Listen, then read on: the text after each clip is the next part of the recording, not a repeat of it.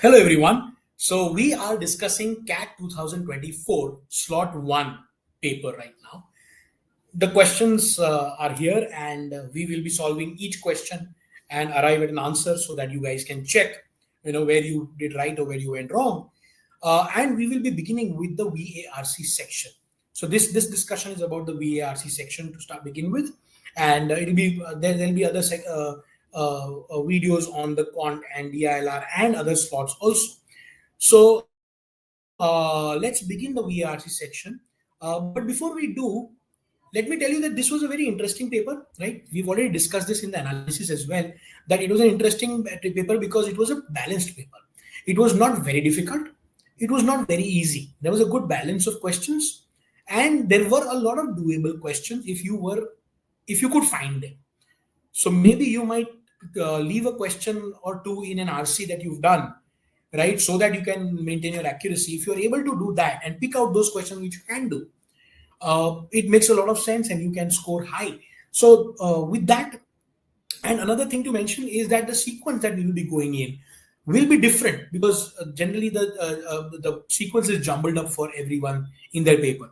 So you might not follow this sequence as per your response sheet, but all the questions are the same. So let's begin with the question 1, which is an out of context question, or what someone might say is an odd one out question, right? We call it an odd one out question also. So out of context question or odd one out question is a question where we are looking for the odd sentence. There are 5 sentences given to us. 4 out of the 5 sentences make sense in a sequence to form a logically coherent paragraph. And one of them is talking about a similar thing, but it's not really fitting into the paragraph. So that is exactly what we need to look for. Okay, there are 2 ways in general to solve an out of a context question. There are 2 ways to do this question. One is the parajumble way. Parajumble way is where you try to arrange these sentences in a paragraph, and if they do, and when they do, right, the one that remains, which doesn't fit into the paragraph completely, which doesn't fit the sequence, right, is your answer. That is the out of context odd one out sentence, right? So that is what we are looking for. Other way is you could directly look for an odd one out, right? So directly look for something where either the tone does not match or the context doesn't match, or suddenly the discussion is the same, but the focus of the discussion has shifted to something else, right? So if some such thing happens, that's what the odd one out, right? So these are the 2 ways in which you solve the question, and we will try to see which one fits here. So in my opinion, this question is best done in the first manner, that is a parajumble manner, because it forms a very clear sequence, right? So let's get into the sequence. If you read the question, so let's read the sentences first one by one. Animals have an interest in fulfilling their basic needs. So animals have a right, have an interest to fulfill their basic needs, but also avoid suffering, right? Thus, we ought to extend moral consideration to the animals. Okay. Second, Singer viewed himself as a utilitarian. Now we are talking about a guy, I guess, called Singer. Okay, so viewed himself as a utilitarian and presents a direct moral theory concerning animal rights, in contrast to indirect positions such as welfarist views.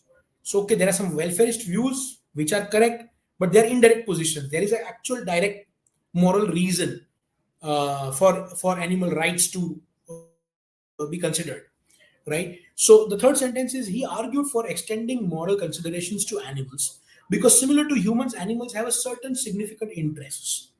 Now let's understand this. Whenever I see pronouns such as these hanging in midair in the out of context questions, I look for where it attaches to, right? So if there's a place it attaches to, that's a sequence for you, possible, right? Okay. So the event that publicly announced animal rights as a legitimate issue within contemporary philosophy was Peter Singer's Animal Liberation text in 1975. So this seems like if this is a part of this paragraph, this may be the opening sentence, maybe.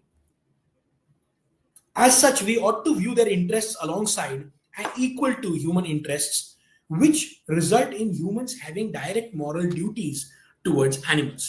Okay, यहाँ पे भी एक interesting part है which is there. This could give us a clue. So let's get into this.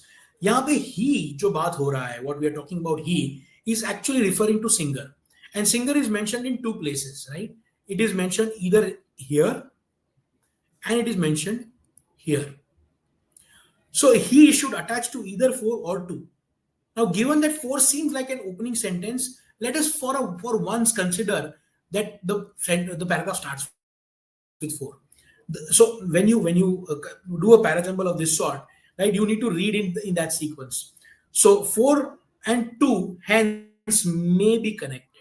So let's read it like that. The event publicly announced animal rights as a legitimate issue was Peter Singer's animal liberation text. Okay.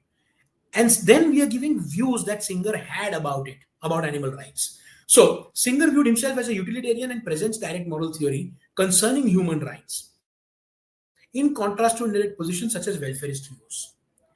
Now, what was that direct moral theory he's talking about? Right? So that needs to be explained. Is there anything which is explaining the direct moral theory? So one is he argued for extending moral consideration to animals because, similar to humans, animals have a certain significant interests. So animals have interests and those interests matter, right? So that could be a sequence. So इसके बाद 3 आ सकता है. Or let's look at the first sentence. Animals have an interest in fulfilling their basic needs. Yeah, of course they have an interest, right, in fulfilling the basic needs, but also in avoiding suffering, and thus we ought to extend moral consideration. Okay, now after 2 we could have that as well, but what it is saying is indirect positions, welfarist views to hai, but there are more direct moral theory that concerns animal rights. So we are looking for the direct moral theory. This is one of the key, right, and that is mentioned in the third sentence. So in my opinion, third sentence comes next. So he argued for extending moral consideration to animals because, similar to humans, animals have certain significant interests. Now, what are the significant interests की बात अगर हो रही है, right, then we could go to number 1. We could. But 5 क्या बात कर रहा है? As such, we ought to view their interests alongside and equal to human interests. So we are talking about equal to human interests, and that's a direct moral theory here. It's not just about that they need to fulfill their basic needs or avoid suffering, like it is said in the first sentence, but it is just as equal to human interests.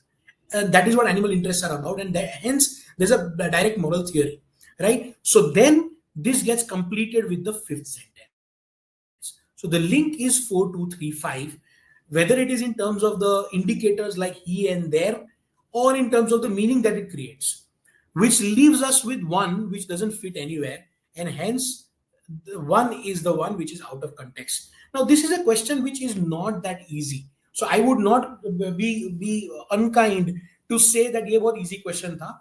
ये थोड़ा this was a twisted one, right? So it was difficult to fish out this number 1, definitely.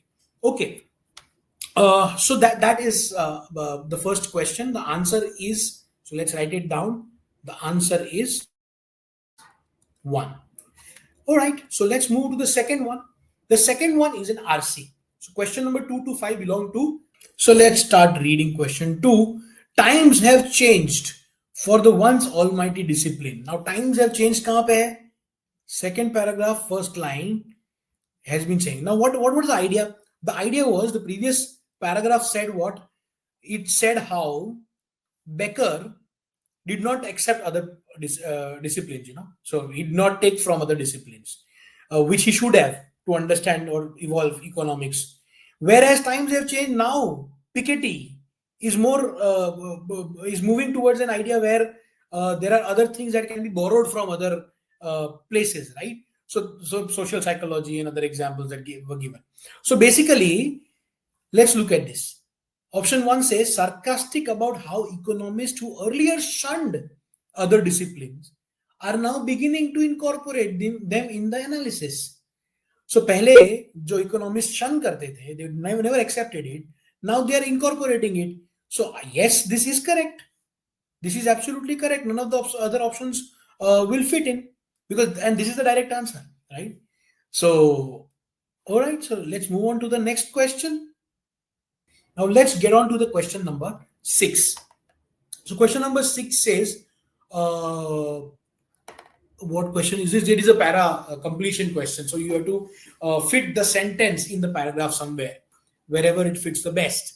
So, what is the sentence given to us in this kind of questions? First, you read the sentence and then you read the paragraph as a whole and see where it fits in the best. So, the brain isn't organized the way you might set up your home office और bathroom machine cabinet ये बात हो रही है ठीक है so you can't put things anywhere you want to आप कहीं भी कोई चीज नहीं रख सकते हो the evolved architecture of the brain is haphazard and disjointed and incorporates multiple systems, each of which has a mind of its own. Evolution doesn't design things and doesn't build systems. Okay, see, now think about this. You can't just put things anywhere you want to. That's the first part of the sentence it says. The second part says evolution doesn't design things. इसके बीच में brain isn't organized. Now please understand. I stop here only. Technically, you're supposed to read the whole thing, right? But I am stuck. I'm stuck because my brain isn't organized the way you set up home office or bathroom medicine cabinet. And then you are saying that first sentence, you can't just put things anywhere you want to. This completely connects. So I am stopping here because this completely connects. Either it has to be one, the first blank, or the second blank. However, we'll read further to see if it fits anywhere else also. So let's go forward. Evolution doesn't design things and doesn't build systems. It settles on systems that historically conveyed a survival benefit. There's no overarching grand planner engineering system so that they work harmoniously together. The brain is more like a big old house with the piecemeal renovations done on every floor, less and less like new construction. Now, big old is like big old house. Now, there's a comparison here, but comparison is with an old house as compared to a new construction. It is not with what the sentence is given to us. So, the sentence, in my opinion, fits either in the first blank or the second blank. It could only fit in the second blank if it connects both the first and the second sentence, which is you can't just put things anywhere and evolution doesn't design things. In दोनों को connect करना चाहिए, only then that sentence will fit in the second blank. But it does not. Hence, it should fit in the first blank. First blank is option 1. Option 1 is given in the 4th MCQ. So your answer should be 4 or D. Right? So let's see this. So since it fits here, which is this, it's option 4. So that is where they try to confuse you. Right? So this was the next question. Now we come to question number 7. Question number 7 is again an odd one out question, right? So out of context question. So let's go for it. Urbanites also have more and better options for getting around. Uber is ubiquitous. Sorry, easy to rent. Dockless bicycles are spreading. Battery-powered scooters will be next. When more people use buses or trains, the service usually improves because public transport agencies run more buses and trains. Worsening services on public transport, terrorist attack, and in some urban metros, and rise in fares have been blamed for this trend. It seems more like that public transport is being squeezed structurally as people's need to travel is diminishing as a result of smartphones, video conferencing, online shopping, and so on. There has also been a puzzling decline in the use of urban public transport in many countries of the West, despite growth in urban populations and rising employment. Now,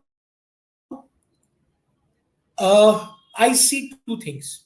It seems likely that public transport is being squeezed structurally, right? Which means it is reducing, it is diminishing. Why am I not able to delete this? Yeah. So then people's need to travel is diminishing and puzzling decline in use of urban public transport. There are two things which are quite visible to me, right? Then we are talking about worsening services on public transport, terrorist attacks. So everything that's been talked about is negative. Okay. And the reason of all of this is also, and then connected to that, is what is saying urbanites have more better options for getting around, like Uber and this and that. So they don't use public transport. Right now, this guy is trying, in the second sentence, if you see, they're trying to explain ulta. When people use buses or trains, the service usually improves. Now, I don't need to go to Parajambal here. I will to explain to you. But in this one, there's a clear tone mismatch. Everything is saying that the public transport is diminishing, it is decreasing. There's some problem here, some problem there, and there are things which are replacing the public transport, like Uber, dockless bicycles, battery powered scooters, etc. So basically, everything is saying that, and now two is saying something in favor of how to increase or improve the public transport agencies. So that doesn't go logically with the main idea or the tone. It is not going. So that's your answer. The odd one out is this one. All right. So now, if it were to do a parajumble logic, definitely there has been a puzzling decline should be the first sentence, right? That sort of opens the topic, that there's a decline and that is puzzling. कि क्यों कम हुआ despite there is the increase in the urban population, despite the rising employment, why is there a decline in public transport? So that's a question being asked in a way. Then we come to the next one. उसके ऊपर, over and above the problem, right? Worsening. So 3 and 4 are sort of continuing to 3 or 4, 3 and 4 or 4 and 3. Both of them are explaining the problem that is 5. And 1 is giving the reason that adds to the decline. Right? So something of this sort, 5 4 3 4 1 or 5 4 3 1. I'm not clear and I'm not making an effort to solve this because it's not a parajumble question. My point is these 4 are related and 2 is not.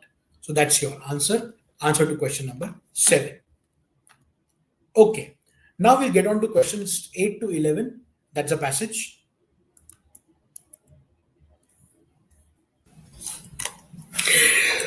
So this passage starts, it's a very interesting passage, by the way. It's about Bandicoot, some animals called marsupials. It's a class of animals. Generally, marsupials are those animals which whose babies are born in an undeveloped manner, just for your information. So, and then they grow outside the mother's body, but inside a sort of a pocket in the body. So, a kangaroo, for example. So, these are some marsupials we are talking about, and which are called bandicoots. Okay, so it is about them in Australia. So let's begin reading this. Landing in Australia, the British colonists weren't much impressed with the small-bodied, slender-snouted marsupials called bandicoots. So Australia mein jab Europeans, the British colonists came, they were not interested in the local fauna, right? कि क्या हो रहा है, क्या नहीं हो रहा है. Their muzzle, which is much too long, gives them an air exceedingly stupid. So British found them stupid, it seems, because of their long snout, right? One naturalist noted in 1805, they nicknamed one type the zebra rat because of its back-striped rump. So पीछे उसका back-stripe था. Silly looking or not. Achha, by the way, so the first paragraph is talking about bandicoots. It's introduction of British coming to Australia and not paying heed to the bandicoots, and bandicoots ka description is given here, short description, right? And with British perspective also. So next paragraph is silly looking or not. Though the zebra rat, the smallest bandicoot. So zebra rat is the smallest bandicoot, more commonly known as the western barred bandicoot, exhibited a genius for survival in the harsh outback, where its ancestors persisted for some 26 million years. So what time say they were there in that harsh conditions, right? Its births were triggered by rainfall in the bone dry desert. So jab rainfall hota tha is when the births would trigger. It carried its breath mint sized babies. So breath mint ke size ki babies in a backward facing pouch. So there's a pouch in the mother's body, and they would keep their babies there. So mothers could forage and for food and dig shallow camouflage shelters. Okay, so that's a little more description about a specific type of bandicoot, right? Sorry, which is called the zebra rat, right? So zebra rat bandicoot ka description hai ye, which are also today known as western barred bandicoots. So now please understand that this is not a very difficult read. It's just that you have to connect the right things to be able to answer the questions, right? So okay, so that is what this thing says about it. So description continues. Okay. Next, still these adaptations did not prepare the western barred bandicoots for the colonial era transformation of its ecosystem. So there was, because of the colonization of Australian heartland, mainland, there was a transformation of the ecosystem for the bandicoots, especially the western barred bandicoot, which you're talking about. Particularly the onslaught of imported British animals. So the British animals that came in, so cattle and rabbits specifically, जिन्होंने उनका पूरा vegetation जो delicate desert vegetation होता है, it was damaged completely. And then, so that is one thing. So cattle and rabbits are one thing that destroyed the vegetation. And house cat, which was a predator, so ravenous house cats that soon developed a taste for bandicoots. Several of the dozen odd bandicoot species, so entire species went extinct. And by 1940s, which is about 100 years or 120 years, the western barred bandicoot, whose original range stretched across much of the continent, persisted only on two predator-free islands in the Shark Bay. Okay, so they were now left from entire Australian mainland, right, across the continent. It was only left in the two predator-free islands in Shark Bay, which is off the coast of Australia. Our isolated fauna had simply not been exposed to these predators. So for the first time, such predators came on the mainland, and there was no exposure of that sort. So it was not expected in the 26 million years for the bandicoots. They were not ready for the house cats and the cattle and rabbits. So that's what it means, right? So let's summarize what these two paragraphs, third and fourth paragraphs, say. It talks about they were well adapted to the environment, but they were unprepared for the predators, right? So that is the crux of the whole thing. And who are the predators? Predators are two different kinds of predators: cattle and rabbits, who destroyed the vegetation, and house cats, who were the predators to them. These two caused the reason of extinction of 12 species, and whatever was left of the bandicoots, the what was the name of it? Barred, just a second. Western barred bandicoots were only left on two islands. So that is what it is saying. Okay, now while deserts is using descendants of those few thousand island survivors, so few thousand left, which are called the Shark Ray bandicoots because they were left in the Shark Bay islands, in a new effort to see the mainland bandicoot revival. So what is happening is those islands mein jo survivors of the Shark Ray bandicoots now are looking at sort of reviving the mainland bandicoots also. So they have imported 20 bandicoots, these bandicoots, to preserve on the edge of I don't know how to pronounce this desert in remote interior of New South Wales. Okay, so basically there is an effort of revival of bandicoots on the mainland.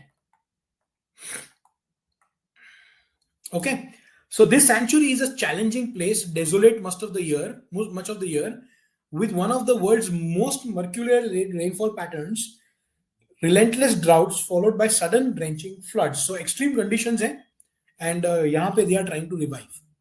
Okay, so revival is trying. They are trying. Few survivors, they may say 20 they have taken, and they are trying to revive on the mainland. So that's that paragraph. Next paragraph, the last 2-3 paragraphs, right? The imported bandicoots occupy 2 fenced exclosures. So there's some, we've heard of enclosures, right? Enclosures are where animals are enclosed in a certain environment so that they cannot affect anything outside. For example, if you enclose a tiger in an enclosure, the tiger cannot eat the people who are watching it or whatever outside that enclosure. But instead, यहाँ पे enclosure की जगह the word used is exclosures. Okay. So exclosures cleared of invasive rabbits. So there are no rabbits there, and feral cats. Feral cats are the cats, right? Which slunk off once the rabbit disappeared. So both of these are not there in that exclosure. The third fenced area. So there are 2 such exclosures they mentioned, and there's a third fenced area which contains the program's wild training zone, where 2 other rare marsupials, so other species of marsupials, bilbies, right, a larger type of bandicoot, and mulgaras, a somewhat fearsome fuzzball known for sucking the brains out of prey. So 2 different species of, or 2 different types of marsupials are being reared in the third fenced area. They currently share the terrain with a controlled number of rats. So the controlled number of cats are not in the 2 exclosures of the bandicoots. They are in the third fenced area where you have bilbies and mulgaras learning to evade them. It's unclear whether the shark ray bandicoots, which are perhaps even more predator naive than their now extinct mainland bandicoot kin, will be able to make that kind of breakthrough. Which means, so earlier the western barred bandicoots were naive; they had not seen the kind of predators that came in. Right? These 20 that are brought in and they are being reared, they are more predator naive than their ancestors, right? Who came in before. So, which means they are more vulnerable in that sense. Okay. So the question that is being put up is, in a way, will shark bay bandicoots survive? Is the question. Right now they are predator naive. So let's go to the last part. For now, a recent surge of rainfall has led to bandicoot joey boom. Joey matlab kids, bandicoot ke younglings. Okay, so there is an increase in population of the shark ray bandicoots, raising the wild desert's population to about 100. So these are 20 लाए थे, now they are 100. Right, with other sanctuaries adding to that number. So there are more such sanctuaries which are adding to that number. There are also signs of rebirth in the landscape itself. So now the landscape is also coming back, is becoming better with their constant digging. So these bandicoots keep digging, they trap the moisture and allow for seed germination, so the cattle damaged desert can restore itself. So the desert which got damaged by the cattle is now getting restored because of these bandicoots coming back. Okay, hence they have a new nickname, and a flattering one this time. We call them ecosystem engineers, is what Pedler says. So they got a new name called system engineers, right? And so there's some kind of a resurgence happening. Now, ये समझ में आ गया है. Now let's go on to the questions. So first question: which one of the following options does not represent the characteristics of the western barred bandicoot? Does not represent. So we are looking for what is not the characteristic of bandicoot, western barred bandicoot. So first is look of a rat, but with baby pouch and slender snout. So ये दिया हुआ है, slender snout and baby pouch. कहाँ गया? Let's look for it.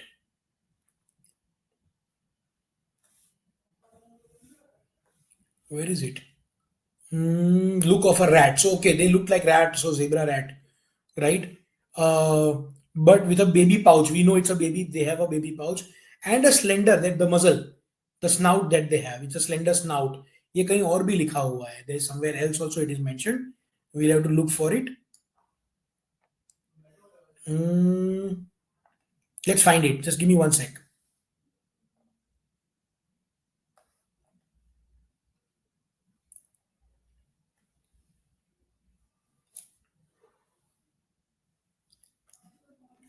Okay, let's read it again quickly. Muzzle which is long gives them extremely stupid. Slender snouted, yeah. Yes. Slender snouted. So that is what a slender snout is about. Smallest black striped marsupial. ये smallest लिखा हुआ है. Smallest यहाँ लिखा हुआ है. But smallest bandicoot बोला है. So bandicoot is a kind of marsupial, and this zebra rat, the western barred bandicoot, is the smallest bandicoot.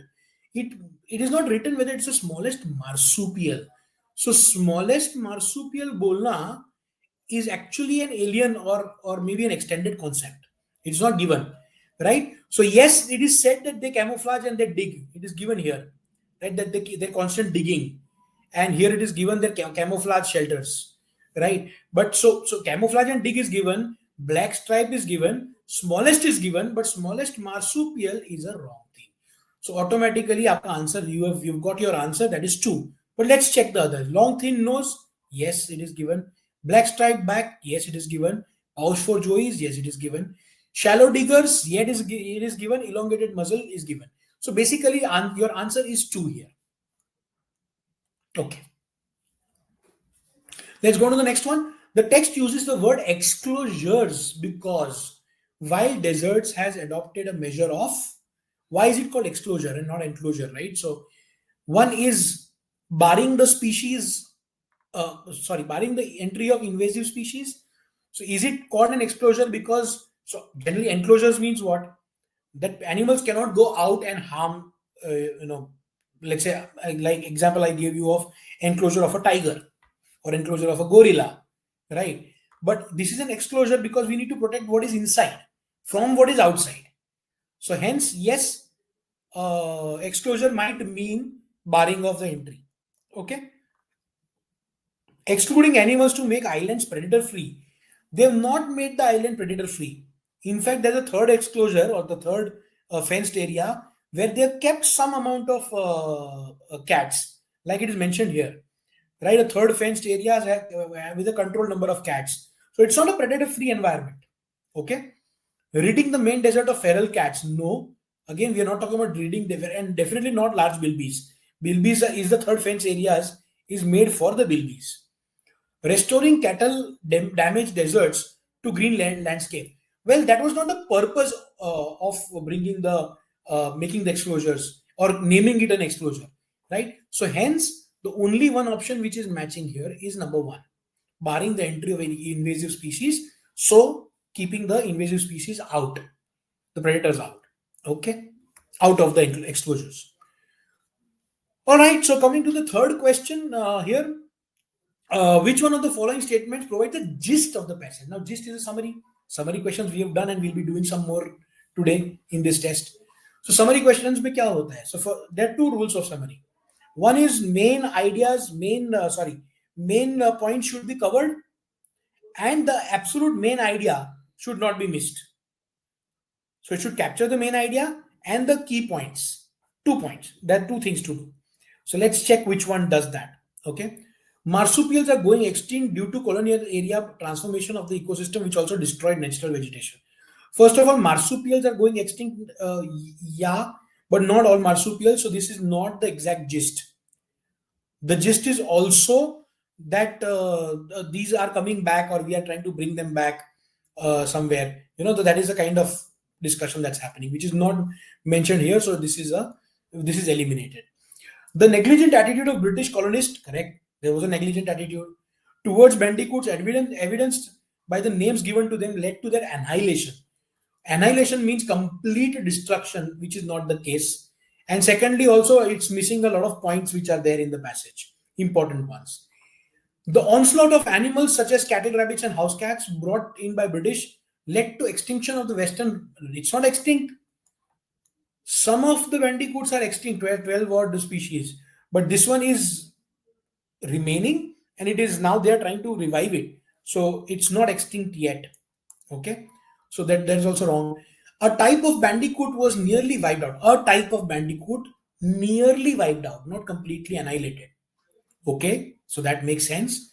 Zebra rat, that is the western barred bandicoot, is a type of bandicoot which got nearly wiped out, not completely, by invasive species. Correct.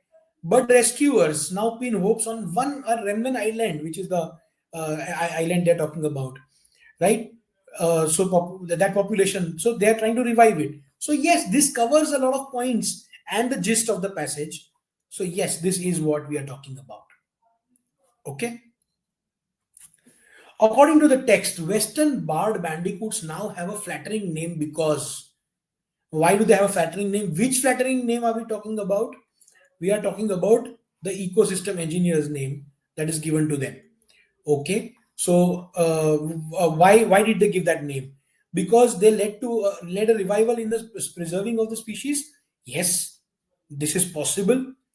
So Western bandicoots are coming back, getting revived, and getting preserving the species. Yes, they have grown fivefold in terms of population.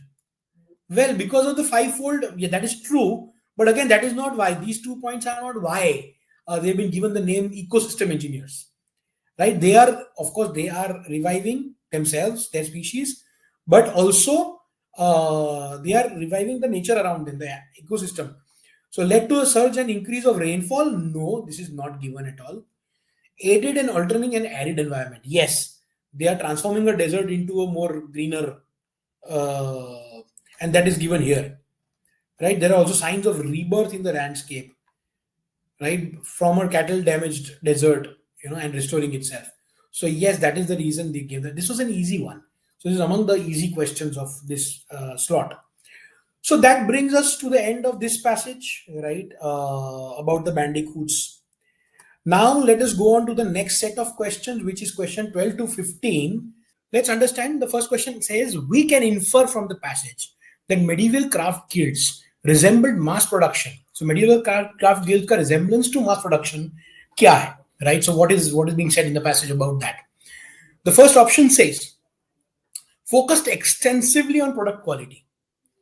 Medieval craft guilds is mentioned in the last paragraph, right? We have already read this. So it is saying that medieval craft guilds were monopolies which resisted new entrants. ये बात किया है.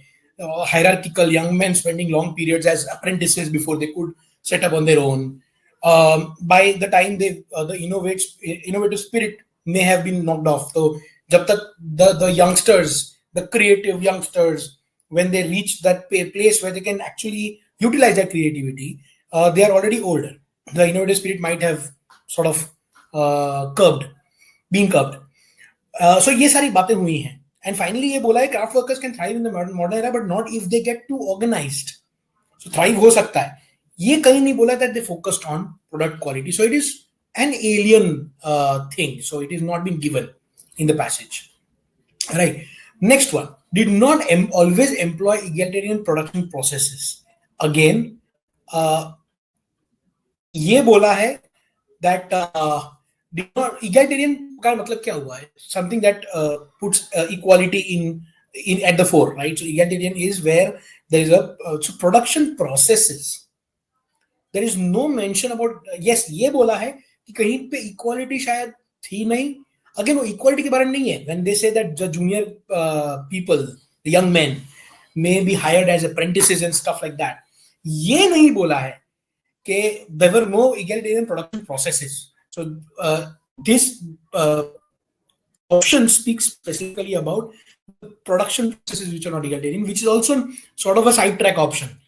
कि yes sir ये बात हुई है but ये इससे connected नहीं था. Okay, so that is again out of question. Did not necessarily promote creativity. एक second. Did not promote creativity. अगर होता तो I would have ignored this answer. But did not necessarily, now this is a keyword which connects with this, कि या हम लोग सोचते हैं कि craftsmanship की वजह से creativity can thrive. However, medieval craft guilds का example is given with that thought that they became monopolies and it resisted new entrants, and hence creativity was sort of sometimes curbed. So it may, as a craftsmanship, it may promote creativity, but not necessarily. So yes, that is exactly what is being said, but let's still weigh the option number 4. Discouraged innovation. Discouraged innovation. मतलब by far कोई भी innovation हो रहा तो वो लोग discourage करते थे. ऐसा तो नहीं बोला. may not encourage all the time, ho sakta hai, but discouraged is a very strong one. So this becomes an extreme option, and hence I would reject it. So by elimination or by selection, the answer is number 3. Question number 2. Which one of the following statements is not inconsistent with the views shared in the passage, stated in the passage? Now, not inconsistent means what? So that it's a double negative, right? So not inconsistent. So हम logic के हिसाब से वापस जाएं तो not inconsistent, double negative, so 2 negatives become a positive, but it is not exactly a positive. So not short does not mean tall. Not short means maybe tall. Just to give you an example, if a guy of 6 feet 2 height is standing with another guy who's 5'9" or 5'11", so would you say that 5'11" wala banda as compared to a 6'2" wala banda is shorter? Is short? No, he's not short. He is not as tall. Not as tall means maybe short, because 5'11" is not short. So maybe short, may not be. So not inconsistent means may be consistent. So what we are supposed to find is may be consistent. So let's read the question again and replace this. Which of the following statements may be consistent with the views stated in the passage? Okay, so far so good. So let's read all the options, and this time I'll go from the bottom because that's what I do. What I do is sometimes mood ke hisab se I start from the beginning, start from the end. But yeah, so the arts and craft movement was initially inspired by American system of production. The arts and crafts movement was initially inspired. Just a second. Let's go back to this. This process means singer sewing machine के context में बोला है, this process created its own reaction first in the form of arts and craft movement. So that was the first thing to happen. Okay, in reaction, as a reaction to the singer sewing machine ka mass production, right? However, singer sewing machine is one example of the American system where mass production happened with standardized parts, right? So technically speaking, arts and crafts movement was inspired by American system production. Nahi bol sakte. Arts and what is given is arts and craft movement was a reaction to singer sewing machine ka example, right? So I would eliminate this. Hence, now let's go to the next one. Let me cross it properly. Okay. We need to support the crafts. Only then we can retain the creativity intrinsic to the production. Yes, we need to support the crafts is what the passage generally gives a feel about. We can retain creativity intrinsic to the production is also given in the passage. But my problem is only is extreme, because वो बोल रहा है कि only if we support the crafts can the creativity thrive in production. That is not true. Yes, crafts may help us. It's a may. It's not an only, right? So it's an extreme option. Hence, it is eliminated. The agile movement of the software is a throwback to the tenets of medieval craft guilds. Okay, so let's go to agile movement. So agile manifesto यहाँ पे बात हुआ है. Medieval craft guilds यहाँ पे बात हुआ है. Agile manifesto का why is the example given? The example is given that ऊपर बोला है कि wherever there is a mass production going on, it will curb creativity. It will repress or suppress creativity, right? This example is given for agile manifesto where individuals and interactions over processes and tools, which means there are some systems in a mass manufacturing or the typical IT company which may also foster creativity. So ये example दिया है कि जरूरी नहीं है that a mass production sort of a process, right, would only curb creativity. Then maybe some places where it might give a boost to creativity. Achha, medieval craft guilds is given as an opposite example, that every time craftsmanship does not always lead to creativity and hence job creation, right? Medieval craft guilds are ulta. They were monopolies. They resisted new entrants, and hence they sort of suppressed creativity to some extent. So what is done here? Mass manufacturing process is against, or maybe against, creativity. And the example of agile says not necessarily. Another is craftsmanship, right, is pro creativity. And medieval craft guilds example shows that not necessarily. So basically, they are both giving anti-examples to their own hypotheses. So basically, agile movement in software is not a throwback. It is not similar to the example of medieval craft guilds, right? So hence, this is again eliminated. So by elimination, one should be the answer. Now let's check one.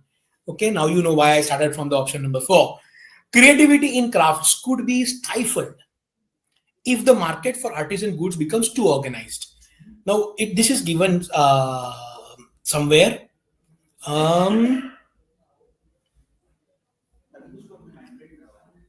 कहाँ गया?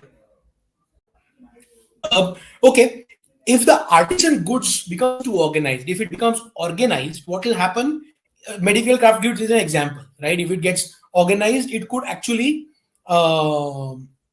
reduce the creativity. So now it does not necessarily reduce creativity. Please remember. So the important part here, which I completely agree with, is could be. So creativity could be stifled. So yes, it could be stifled. And the example is given in the last passage. So because of that reason, by selection also, one is the answer. So either you go by selection or by elimination, your answer is number 1. Now we come to the question number 3.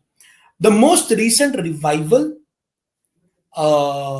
in interest in crafts is a result of emergence of the following, except, please make sure you read this, which means there's a revival in crafts is a result of what? So 3 options should tell us what is the revival due to. One option is not given in the passage, or doesn't support the statement that that's a reason for the revival in interest of the crafts. So that is the one we have to find. Okay, let's look at it. Concerns about environmental impact.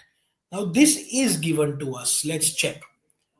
There are 2 potential markets. The first comes from the existence that they're willing to pay a premium for goods. Okay. Second lies in those who are wishing to purchase to support local workers or reduce the environmental impact. So it is given. So people purchase because that's one of the markets, because they want to reduce the environmental impact for the mass manufactured goods and so on, the processes and so on. So environmental impact is given here. That is okay. Let me not pick this. This is given as a reason for the revival in the interest of crafts. Okay, given. A second option says a greater interest in buying locally. Greater interest in buying locally, supporting local workers. Yes, local goods ko support karna hai. This is given. A niche market for discerning buyers. Discerning matlab discern means a person who can make out, right, the value of something or the difference between something. So people who understand the quality. So deemed to be of extra quality. Those who are willing to pay a premium for goods that are deemed to be of extra quality. So a niche market for discerning buyers of quality products. This is also given as a reason why the interest in crafts is increasing, is reviving. So by elimination, the 4th should be the answer. Now let's read the 4th one. Support for individual creations as opposed to mass-produced objects. People want to focus on individual creators. Ye nahi bola. That is why there's a revival in the market. Ye nahi bola. Individual creators as against mass-produced object. That is not given. So this is your answer, because we have to find except. Okay. All right. So let's go to the 4th and final question of this passage. The author questions the ability of crafts to create substantial employment opportunities presently because. Now he questions the ability of craft to create employment. Now where is this given? So let us check quickly. This is given right here in the last 2 paragraphs.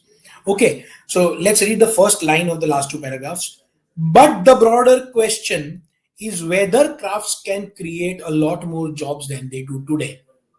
It's a question on whether crafts could create jobs. So author questions the ability of craft to create substantial employment because. So now let's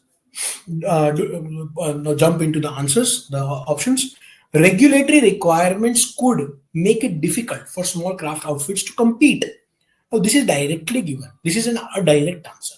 Okay, it's given in the passage. You could not get this wrong. Let's see. In a world where products and services have to pass through regulatory hoops,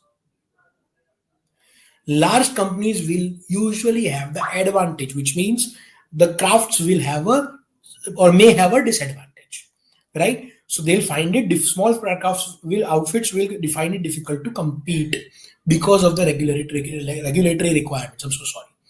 So सीधा दिख रहा है कि ये answer है straight away, right? There is nothing else required. But let's look at the other options. The low scale of craft production will not be able to absorb the mass. ये नहीं बोला है कि the scale is small so they cannot absorb the mass of the labor. ये नहीं बोला है, right? Craft guilds tend to resist new entrants. Just a second. ये बोला कहां पे है? Medieval craft guilds were monopolies which resisted, but not current craft guilds, not all craft guilds. Understand this. You can't make a generic statement. So this is a broad. इसने क्या किया? Medieval craft guilds की जगह he has expanded that to all craft guilds in a way, which is wrong, right? So this is not exactly being said. Though this is written, it is written about medieval craft guilds specifically as an example. Okay. Are unlikely to accept large number of trainees. ये भी नहीं बोला है. They will take trainees. In fact, that's a problem. Medieval craft guilds also will take people as apprentices and journeymen, which is trainees.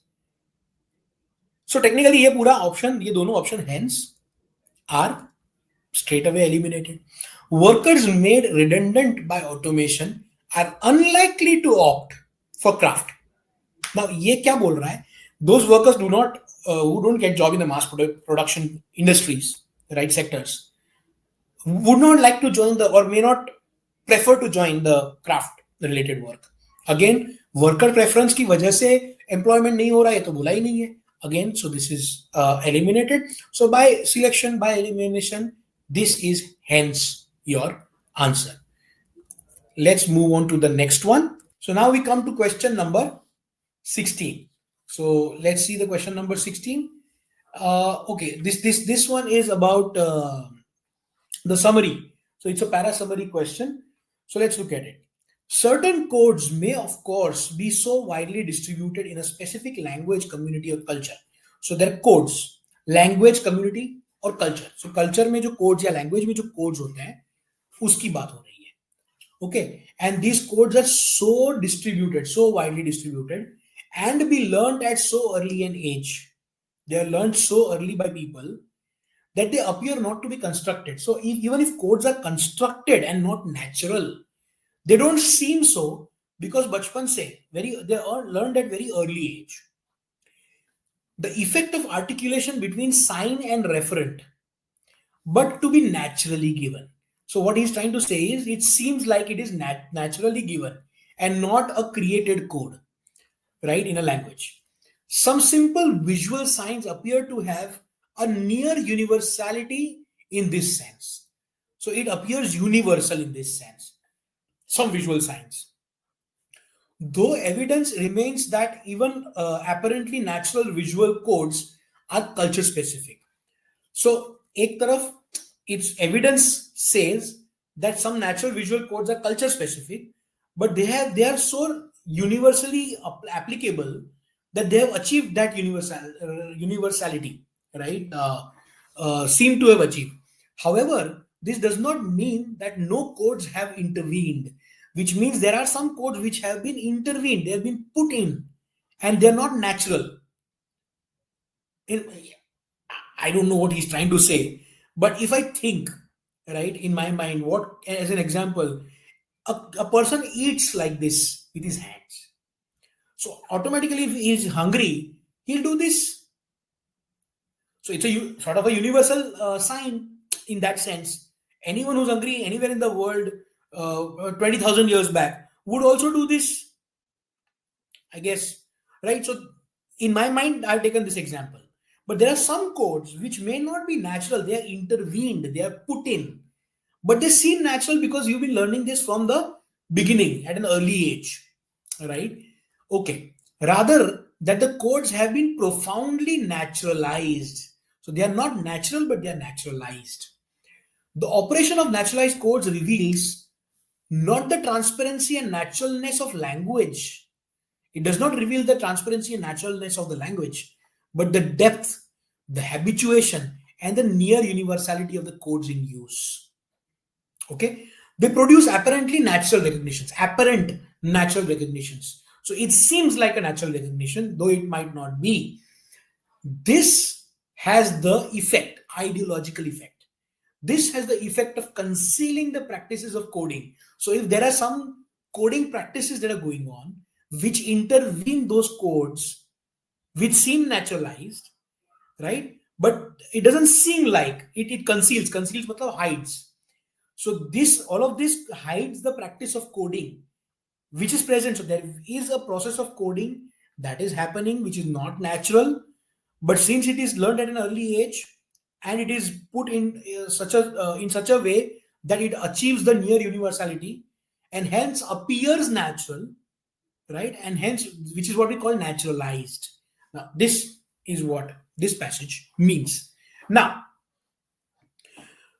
uh, now let's discuss the options quickly. Okay, so not all codes are natural, but certain codes are naturalized to appear universal. Ideology aims to hide. Now, the problem with this is, so there is an effect of hiding that automatically happens. So what we are saying is there is an deliberate coding, but it gets hidden. You don't ideology करके कोई है जो who aims to hide deliberately. That is not what is said. It's not a deliberate attempt to hide. It happens to hide, right? This is the way it happens. Okay. So this is the reason why this option is straight away eliminated. Now we come to the next one. Learning linguistic and visual signs at an early age makes all such codes appear natural. Learning linguistic and visual signs at an early age makes all such codes appear natural. This naturalization of codes is the effect of ideology. Now, again, it's the effect of ideology. No, yeah, ideological is just used as an idea. The effect that comes out is this. So it's not ideology which is making it happen. Okay, it is just happening by itself. So the codes are getting naturalized by itself. Okay, that is what is being said. So in the same vein as the first one, this also gets cancelled. All codes, linguistic and visual, have a natural origin, but some are so widespread that they become universal. All codes, linguistic and visual, have a natural origin, but some are so widespread that they become universal. This is what hides the mechanism of coding behind science. This makes some sense. Let's look at the fourth one. Language and visual signs are codes. They are codes. However, some of the codes are so widespread that they not only seem naturally given, but also hide the mechanism of coding behind the signs. Now, both of these options seem similar, right? But only one of them is true, right? So we need to identify what is the actual answer.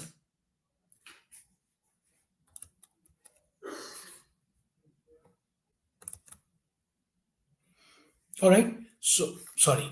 So the problem here in the third one, which is seemingly true, is all. It's an extreme option. Why is it an extreme option? Because it is saying all codes have a natural origin, whereas some codes have a natural origin, some are not natural. They are intervened and they get naturalized because of their universality. Okay, so the point is all codes have a natural origin is wrong. It's an extreme option, and hence it is wrong. So the answer for this is fourth one, right? And with this, we come to the end of this question. And now let's move on to question number 17.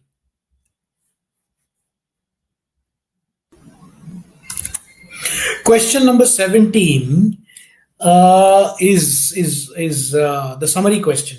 Okay, so cartographers design and create maps to communicate information about phenomena located somewhere on our planet. In the past, cartographers are those who design maps. अभी तक थोड़ा पढ़ोगे तो समझ में आ जाएगा in this paragraph only. So they design and create maps to communicate information and phenomena located somewhere on the planet. In the past, cartographers did not worry too much about who was going to read the maps. कौन पढ़ेगा? They were not worried about the users. Although some simple usability research was done, like comparing whether circle or bar symbols work best. Cartographers knew how to make maps. This has changed now. However, due to all kinds of societal and technological developments, today map readers are more demanding, mostly because of the tools they use to read maps. Cartographers, who are also influenced by these trends, are now more interested in seeing if their products are efficient, effective, and appreciated. So now we have to come up with the best summary. So let's go for it. Maps are being used for a variety of reasons, and therefore map readers have become more demanding. I mean, this does not cover the gist of the passage, right? Maps, ठीक है, ये तो definition ही है कि they are used for a variety of reasons, and become more demanding is one of the points given in the paragraph, but that's not the main point. What is the main point? The main point is cartographers who are also, last line, influenced by these trends are now more interested in seeing if the products are, so these days people are reading it more, they're more interested in how it looks. So user ke hisab se how to design is the question. So that's a point that should make place in the option. So this one is eliminated. Modern map makers evaluate a map's effectiveness, efficiency, and satisfaction of a user through a series of experiments. ये तो alien है, it is not mentioned. So because it is alien, this is eliminated. New technological developments have prompted cartographers to experiment with their maps by applying these new innovations. Again, experiment with new innovations. ठीक है, there are trends and products efficiency, effectiveness, and all of that has to be increased. There are technological developments, ये सब बोला है. But new innovations and experimentation is not, it is alien. Today, cartographers also need to look into the usability of the maps because of the new technological developments, which is what the conclusion is. So fair, this is the summary. This is the point. So I think this one was easy, I'm sure. Right? Okay. Question number 18. Question number 18. This may be a little confusing, but let's see. So scientific research shows that animals are very intelligent and have sensory and motor abilities like that dwarf ours. So they have some sensory and motor abilities. They're very intelligent, and they may have it better than us in that sense. Dogs are able to detect diseases such as cancer and diabetes and warn humans of the impending heart attacks and strokes. Elephants, whales, hippopotamuses, giraffes, and alligators use low-frequency sounds to communicate over long distances, often miles. Many animals also display wide-ranging emotions, including joy, happiness, empathy, compassion, grief, and even resentment and embarrassment. It is not surprising that animals share many emotions with us because we also share brain structures located in the limbic system that are the seat of our emotions. So it is the animals are showing emotions similar to us because of the similarity in the brain structures. So that is what it ends with. So now let's look at the options. Let me start from the bottom here. Let's start with the fourth option. Animals are more intelligent than us in sensing danger and detecting diseases. Yes, that is given in a way, but it is not completing the entire picture till the end, which is the conclusion, is not covered. Second one option, animals can show emotions which are typically associated with humans. This is also correct, also given, but let's see if there's a better option. The advanced, now I'll see the third one. The advanced sensory and motor abilities of the reasons is why They can display wide-ranging emotions. So here is a problem. Advanced sensory and motor abilities of the animals is given. It is advanced. That is known. They can display wide-ranging emotions is also given, but one is because of other is not given. There is no causality attached between the two different points. Now let's see the first one. So this is the absolute eliminated. Third one. The similarity in the brain structure explains why animals show emotions. Okay, so animals show emotions has been covered here, has also been covered here. But that is typically associated with humans in terms of the similarity in brain. That is an important part of the passage, which sort of concludes the thing. And hence the right summary covering all the points would be this. So option 1 is your answer. Let's move on to question number 19. The sentence, this is a sentence completion question. The sentence given to us is comprehending a wide range of emotions. Renaissance music nevertheless portrayed all emotions in a balanced and moderate fashion. Sorry. So मेरे लिए ना going forward ये दो चीजें important होगी. Let's read. A volume of translated Italian madrigals were published. I don't know what madrigals are, it doesn't matter. Were published in London during the year of 1588. The sudden public interest facilitated a surge of English madrigal writing, as well as a spurt of other secular music writing and publication. Okay, so here there is a thing that caught my eye. There's a spurt of secular music. Sudden interest. Okay, sudden public interest and a spurt. This music boom, very important connection. This music boom is the sudden public interest and spurt of other secular music is the music boom. So there's a direct connection. So I don't know if I can put the sentence here. It will disturb the sentence. If I put it in the first blank, it will disturb the flow of the passage. Okay, it is not even matching, but it will disturb. So this music boom lasted for 30 years and was as much a golden age of music as British literature was, with Shakespeare and Queen Elizabeth I. Okay.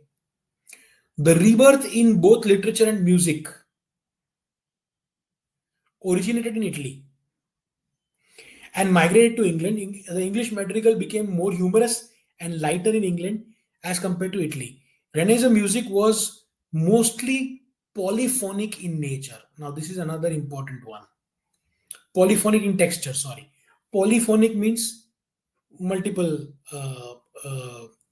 phone is sound. So multiple sounds in terms of the range.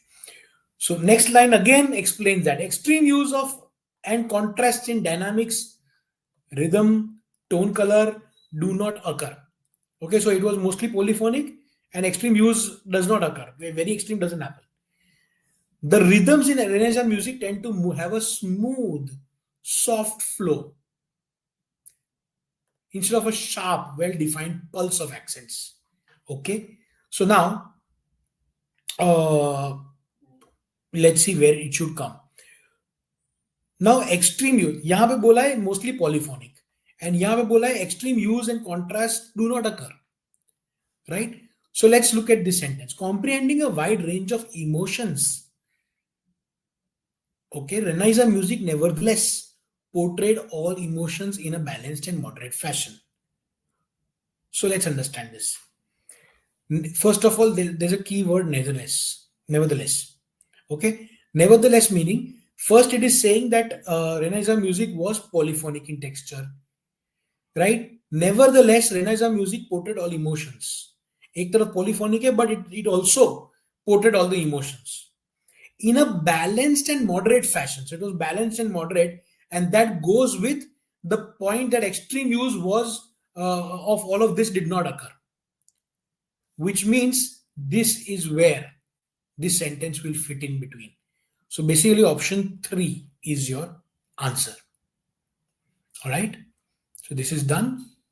Now let's go on to the last RC, the fourth RC, right? And this is a very easy read. It's just long options that are given, the long and slightly complex in one odd question. But otherwise, the reading is absolutely easy and fun. So let's get on to it.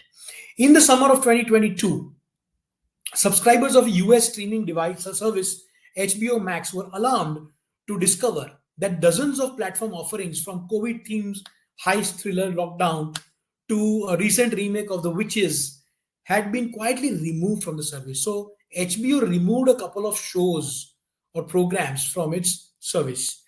The news seemed like vindication to those who had long warned that streaming was more about controlling access to the cultural commons than expanding it. So earlier, what happened was there was some kind of a speculation that it is not about these guys don't want to HBO and other streaming devices. They don't want to expand the spread of the work. Rather, they want to control the access, right? So that is what they are saying. As did the reports, since denied by the show's creators, that Netflix had begun editing old episodes of Stranger Things to retroactively improve the visual effects. So after the show is out, after a couple of whatever days, months, years passed, they have went back and changed the effects. Okay, so basically, it is the question is that they are controlling. So what is the crux of this discussion, right? The crux of this discussion only is controlled access. Streaming device want to control the access.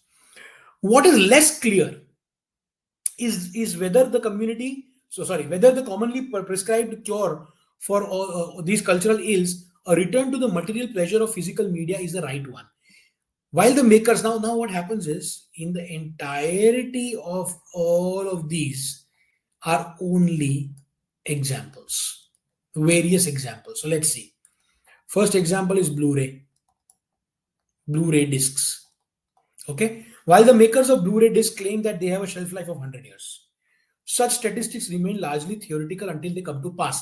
So unless 100 years pass and the Blu-ray discs are still in action, still working, right? Only then we can say that they have a shelf life of 100 years. Otherwise, just a claim. And are dependent on storage conditions, not to mention the continued availability of playback equipment. Okay, Blu-ray discs may exist in good shape, but what if there is no playback equipment 100 years down to play a Blu-ray disc? So basically, that's a question, right? Okay, let's take another example. The humble DVD. Next example is DVD. The humble DVD has already proved far less resilient. It's not even claiming 100 years, right? It's far less resilient, with many early releases already beginning to deteriorate in quality. Digital movie purchases provide even less security. So basically, DVD started deteriorating already, the quality of it, right? Any film bought on iTunes. Now the third example comes in, right? iTunes, Apple ka. So iTunes could disappear if you moved from one territory to another. So the one problem is, that's a one problem, right? That if you move from one territory to other, you lose the rights to the same music, okay? With a different rights agreement, and try to re-download it. It is a bold new frontier in the commodification of art. So art has been made commodity. The birth of the product recall. After a man who took to Twitter to bemoan losing access to Cars 2 after moving from Canada to Australia, Apple clarified that users who downloaded films to their devices would retain permanent access to this data. So now what is he trying to say? He says Blu-ray discs as a technology might not survive. DVD is deteriorating. It's not a great. So basically, everything that is old in terms of movies and art, nothing is surviving. iTunes का एक territory से दूसरे territory में जाओ तो it gets redundant. Now, okay, Apple solved this. Apple clarified that the users who downloaded films to their devices would retain access, even if they relocated to a hemisphere where the content was subject to a different set of rights agreement. अगर agreements अलग भी है तो भी you will retain it, thanks to the company's ironclad digital rights management technology. However, such files cannot be moved or backed up, which means iTunes पे है तो iTunes पे है. You cannot put it somewhere else. Apple is a closed ecosystem, right? So locking you into watching your Apple account. Again, It's about controlled access. Basically, there's nothing which has a free access is what, or a permanent access is what is being said. Okay. Another example comes in. Anyone who does manage to get a DRM free copies of their favorite films must nonetheless grapple with ever changing file formats. So now, even if you get a digital rights management free, so free from DRM, in that sense, then the file formats keep changing. So today there's one format, 10 years down that format might not even work. So, and there is data decay. The data inside any format, right, as a software or a hardware format, it starts decaying. So not to mention the data decay, the gradual process by which electronic information slowly but surely corrupts. So corrupt ho jata hai. So basically everything is showing you the evanescence. I'll tell you what the word evanescence means. Evanescence means the short-livedness, right? Everything is short-lived. Blu-ray disc ho ya DVD ho ya iTunes ho, file format, nothing is going to be permanently there, right? Which is what the streaming platform promised us, that things will be there for a longer time. It'll be there for in terms of a permanence over time, right? So that is what he's giving an example across, and that also now they have controlled access to, right? Okay. Over the regular migration of files from a to hard drive can delay the inevitable in a Sisyphean battle against uh, the ravages of digital time. In a sense, none of this is new. Now he's giving more examples. Let's write more examples. So he gives an example of Charlie Chaplin, who burnt down his own work, again showing that it is the work is ephemeral or evanescent, right? It is short-lived. So Charlie Chaplin burned the negative of 1926 film A Woman of the Sea as a tax write-off. Many new films have been lost through accident, negligence, or plain indifference. For example, another example is the Fox film Vault. जहां पे आग लग गई, it caught fire and got burned down, destroying a majority of the silent films produced by the studio. Back then, at least, cinema was now. Okay. So first, he starts giving an example of controlled access, how HBO and Netflix control the access today, go and change things, they remove material and so on and so forth. Then he gives examples of in history, there was no technology where, or by mistake or whatever, right? Anyway, it was ephemeral. The data was not very long lived. Now we had expected it will be long lived, but they have controlled the access. That's what he's trying to say. Now, the last paragraph is going to conclude this. Back then, at least, cinema was defined by ephemerality. Again, ephemerality is exactly what I call evanescence, which means short-lived. Okay? So, उस time पे तो वैसे भी short-lived था सब कुछ, right? उसका example एक और example देता है. So, one more example of ephemerality. Okay? And that example is the sense that a film was good as gone once you left your local cinema. So पहले तो इतना कुछ था ही नहीं. You had local cinema. Local cinema में जब तक movie है, the movie is there. The movie is there. If the movie is removed, it is not there. It is as good as gone, right? Today, with the film studios keen to stress the breadth of their back catalogs, or to put in Hollywood terms, the value of their IPs, audiences may start to wonder why those some studios seem happy to set the vault alight themselves if it helps the quarters number. Why? So he leaves us with a question finally. Why would you do this? Kyun karoge? Why would you remove things? Why would you change them? Now that you have technology on your side and things can live for a longer time, why would you change it? So that is where the author comes from. Okay, so now let's get on to the questions. The first one is, which of the following statement, if true, would best invalidate the main argument of the passage? Best invalidate. Okay, so first we have to find what is the argument of the passage, or sort of understand it, and then we have to decide that, okay, if this is the argument, which of the following options is invalidating it, or reducing the value of it. Okay, in that sense. So okay, let's start. When moving to a different geographical location. Customers can easily use VPNs to bypass geo-blocking. My main problem, the argument is not the geo-blocking. That was one example of Apple, iTunes. That is not the main point. Okay. So that is already sorted by Apple. That's also mentioned in the passage. So this is not invalidating. Not our answer. Studios and streaming devices services have committed to giving customers perpetual and platform independent access to the original digital content they have paid for. Okay, fine. Let's wait for this, because that was one of the complaints that the author had made, was that they remove stuff or they change stuff, right? Now studios and streaming services have become committed to giving customers perpetual, permanent, and platform independent access. Let's come back to this. Recent research has irrefutably proven that Blu-ray discs have a shelf life of at least 100 years. Not the main point, not the main argument. Okay, Blu-ray, he's not saying Blu-ray discs won't live. He's saying they may not. We don't know till it happens. And also, in case it does, also another problem is that there might not be playback equipment for it, right? So the problem is bigger than that. And anyway, so that is also eliminated.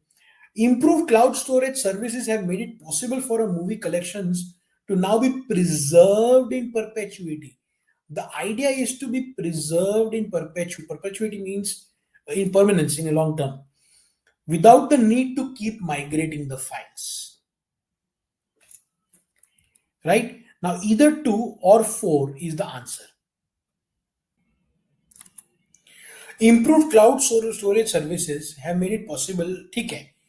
So preserved in perpetuity ho gaya without need to, but that's not again the main argument. What is the main argument? The main argument is, first of all, I have paid for something, and now it is possible to have something in perpetuity in the long term, right? And it should not be dependent on platform that you take it away, right? Because I've paid for it.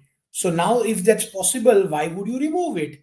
That was the argument, right? He left the question, why would you remove it? Right? Let's go back to the previous one. So this question we asked was this. The audiences may start to wonder why those same students seem happy to set the vault alike themselves if it will help the next quarter's numbers. So basically, your answer is number 2. All right. So let's go to the next one. Which one of the following statements about art best captures the argument made in the passage?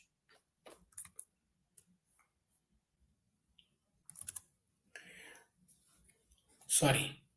So which one of the following statements about art best captures arguments made in the passage? Okay. So best captures the arguments made. We have to capture the arguments made in the passage. Work of art belong to cultural commons and hence must remain available in perpetuity, irrespective of who pays. Again, यहाँ तक तो फिर भी ठीक है. This is okay. Irrespective of who pays, which means I pay for it, but you all can have access to it for perpetuity. Yes, there's no such feeling that author has given in the passage, right? So this is not the possible option. So let us eliminate it. As art is increasingly created, stored, and distributed digitally, access to it is counterintuitively likely to be made more difficult by the rapid churn in technology and whims of. So all the examples, including HBO Max and Netflix, what is it saying? That even though so the technology has been changing, right? Host platforms hence have been changing. More and more it is changing to make it long lasting, but counterintuitively, matlab ulta, what is happening is in contrast, right, to what you think. Is the art is created, the access to it is controlled, more and more controlled. So the more it is created, the less it is available for perpetuity. That is what it means. So this makes a lot of sense. Okay, so read it again. As art is increasingly created, stored, and distributed digitally, access to it is counterintuitively, contrastingly likely to be made more difficult by the rapid churn in technology and the whims of the host platforms. Okay, this makes a lot of sense. I think this is the answer. Accepting retroactive changes, retroactive meaning going back in time or changing afterwards, so you've done something in the past and you come to the future and then you change it again. So that is retroactive. So accepting retroactive changes to works of art is dangerous. Dangerous कहाँ लिखा है? कहाँ लिखा है कि it is very dangerous to go back and change? Netflix ने जो किया is dangerous. ये तो नहीं लिखा है. He's not given that. So it will encourage creators not to not put enough effort into the original attempt, given that they can always edit or update their work later. Okay, so this is not the option because it is outside the purview, the scope of the passage. In the age of online subscription services, it is time to change our understanding of the classic works. Wait, okay. Why do you have to change the understanding of classic work of arts being primarily immutable and easily available? No, there is nothing of that sort which is mentioned. कि पुराना work है तो उसको it's immutable, it's unchangeable and available to the public. No, there's nothing of that sort being said. So this is completely eliminated. The only option that remains is this. So whether by elimination or by selection, this is your answer. All right. Coming to the next one, Netflix has begun editing old episodes of Stranger Things to retroactively improve their visual aids. What is the purpose of this example? क्यों बोला ये? Netflix has begun editing old episodes. Why did they say that? Okay. So let's go into this. To show a practice that justifies the fears of people who feel streaming services cannot be trusted. Okay. Yes, this feeling does come out that it cannot be trusted to be custodian of cultural artifacts like films. Which means they cannot be trusted कि ये लोग अच्छे से रखेंगे because they can keep making changes. So that's the very reason why he's mentioning Netflix in this context, right? So this seems to be the answer, but let's wait. Let's check the other options. To show that art in digital age, specifically film, is no longer sacrosanct, and maybe change to suit changing tastes or technology. Is no longer sacrosanct is a slightly extreme to say, and maybe change to suit the changing taste or technology. So this is taking it a little far and negative in terms of tone also, right? And this part is sort of extrapolating it. So this seems to be a little extreme to me, and hence I'm eliminating it. To show that streaming services are controlling access to their cultural commons rather than expanding it. Yeah, possibly control access control ka example is HBO Max. Netflix changing things going back. There's nothing to do with controlling access here. It's about making changes to the work that we all. So if I have seen something and I have a memory of it, if I go back and see it has changed, right? That is a problem. The problem is not the number 3. So this again gets eliminated. If this were about HBO Max, this would have been true. To show how unsubstantiated reports are leading to an increase in the level of distrust. 1 minute. Unsubstantiated reports, increase in the level of distrust. कहाँ लिखा है? This is the feeling I get. But it is not said that it is creating distrust towards streaming services. So again, this is too broad, right? Hence, by selection and elimination, one is your answer. थोड़ा सा 3 के साथ confuse हो सकता है, but remember this is about HBO Max and the question is about Netflix. Question number 4. Which of the following statements is suggested by the sentence back then, at least, cinema was defined by its ephemerality. Ephemerality meaning short-lived nature. The sense that a film was as good as gone once it left your local cinema. Okay. Presently, there is no reason why film studios should remove access. Okay. Which of the following statements is suggested by the sentence? So, ये sentence में क्या suggestion? What is being suggested? Presently, there is no reason why film studios should remove access. This has nothing to do with presently. You should not remove access. And giving an example of local cinema back then doesn't make sense. So this is completely sidetrack option. Cinema is now no longer as ephemeral as it used to be, because the technology used for creating and preserving films has improved manifold. Yeah, this seems true. This seems correct. But this is not why they've mentioned. Why have they mentioned the cinema, this thing? Because the ephemerality of the local cinema. The reason was to say that at that time we did not have a control, right? It was very short lived. Once you are out of the cinema and the movies out of cinema, it is, you can't watch it again.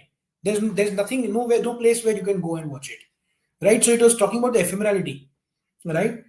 So it's not about now. It's not a comparison. Around a century ago, people were more accepting of not having access to films. Again, people were more accepting. This is a slightly a broader kind of an option. It is not mentioned in the passage. So this is an absolute no-no. It's eliminated. Today, films are expected to be available for a long time. Okay. So this is also comparing it with today. Right? But the technology used for creating and preserving films has improved manifold. Today, films are expected. Now, this is specifically saying that we are expecting films to be available for a long time. उस time पे कोई अपने control में नहीं था, because they are not tied to the local cinema. They are on a platform like HBO Max or Netflix. So it's expected to be there. This is what he's saying, and hence this line, back then at least cinema was defined by ephemerality. The sense that the film was as good as once you left, as good as gone once it left your local cinema. So answer is 4. And finally, we come to the last question. Let's look at this, and it is another para-completion question. Understanding Central Asia's role helps development make more sense not only across Asia but in Europe, the Americas, and Africa. So Asia का role समझना, Central Asia का role समझना makes more sense not only across Asia but in two other places also, the other continents also. The nations of Silk Roads are sometimes called developing countries, but they are actually some of the world's most highly developed countries. The very crossroad of civilization in advanced state of disrepair. So at some time they were developed countries, highly developed countries, the Silk Road wale countries, but now they are not. They are in a state of disrepair. These countries lie at the center of global affairs. They have since the beginning of history. Running across the spine of Asia, they form a web of connections, fanning out in every direction. Routes along the pilgrims and warriors, nomads and merchants have traveled. Goods and produce have been bought and sold. Ideas exchanged, adapted, and refined. Okay, wait. So again, we have to make note of the pronouns, the indicators. These countries. So what do you mean about these countries? The most highly developed countries of Asia is being talked about, referenced. Hence, I see continuity in these two lines, which means it cannot fit here. Okay. Running across, I'll read from here again for continuity's sake. Running across the spine of Asia, they form a web of connections fanning out in every direction, routes along which pilgrims and warriors, nomads and merchants have traveled. Goods and produce have been bought and sold, ideas exchanged, adapted, and refined. They have carried out not only prosperity but also death and violence, disease and disaster. Now again, iske beech mein, this is talking about what? The purpose of the Silk Roads and how they've helped, right? So what have they done in efficiency? For example, pilgrims and warriors, nomads and merchants, goods and produce being sold, exchanged, ideas refined, blah blah blah. And then it continues. They have not only carried prosperity but death, violence, disease and disaster. So it is continuing the idea. Uske beech mein understanding Central Asia's role cannot come. So again, it doesn't fit here as well, clearly. The Silk Roads are the world's central nervous system connecting otherwise far-flung peoples and places. Okay, so यहाँ आ सकता है Asia understanding वाला. Okay, so the missing sentence can come here. It allows, wait, again, my interest is in the pronoun. It allows us to see the patterns, links, causes that remain invisible if only one looks at Europe or North America. So this what allows understanding Central Asia's role, allows us to see the patterns and links. So there's a clear reference of it, यहाँ asterisk mark करते हैं, okay, and it connects straight away here. So it, the word it, the pronoun, refers to the noun phrase understanding Central Asia's role, and hence it should be here, number 4. So option number 4,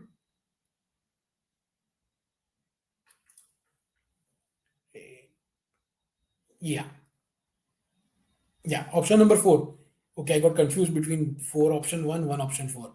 Option number 4 is our option number 1. So this is the answer. Okay, fine. With this, we come to the end of this particular slot. I hope you enjoyed the session, learned something. Thank you so much. Bye-bye. Thank you.